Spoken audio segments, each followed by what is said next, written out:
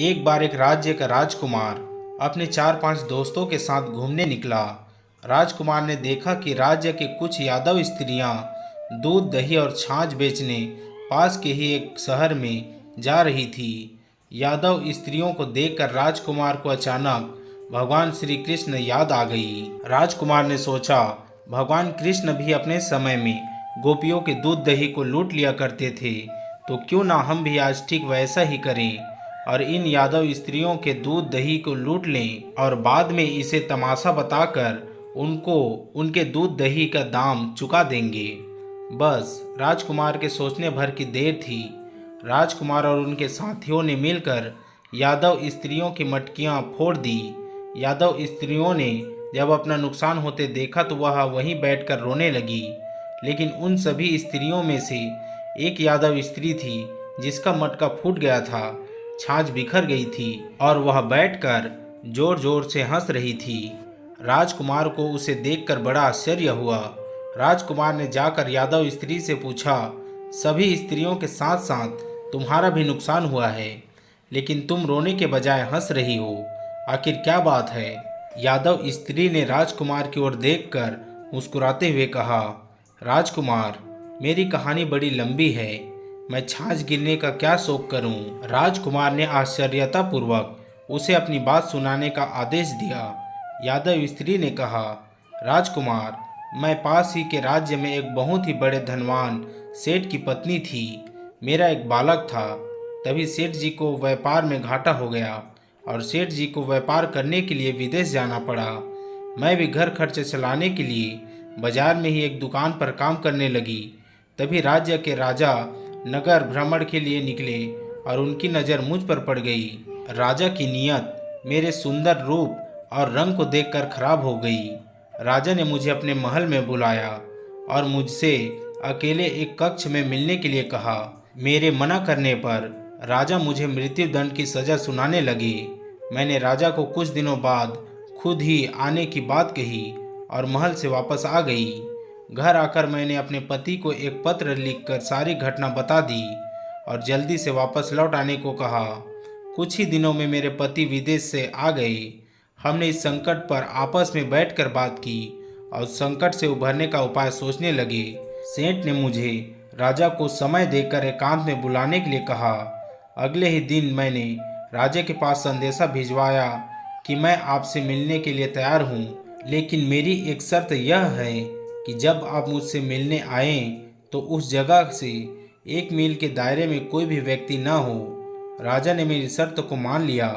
तय समय से पहले ही हम दोनों पति पत्नी राजा को बताए स्थान पर पहुंच गए।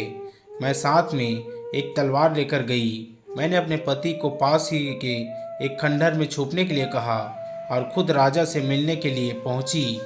जैसे ही राजा मेरे करीब आया, मैंने धोखे से उसके पेट में तलवार मारकर उसे मार दिया।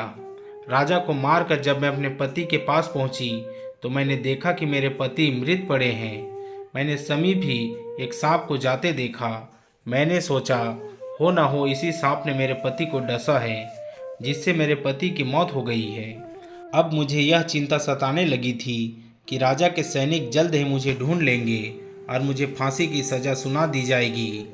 इसी डर से मैं बिना कुछ सोचे समझे वहाँ से भाग निकली। इसी कश्मकश में मुझे अपने बालक का ध्यान ही नहीं रहा और मैं उसे वहीं छोड़ आई। मैं रात भर जंगल में भागती रही। रात में जंगल में मुझे कुछ डाकू मिल गए।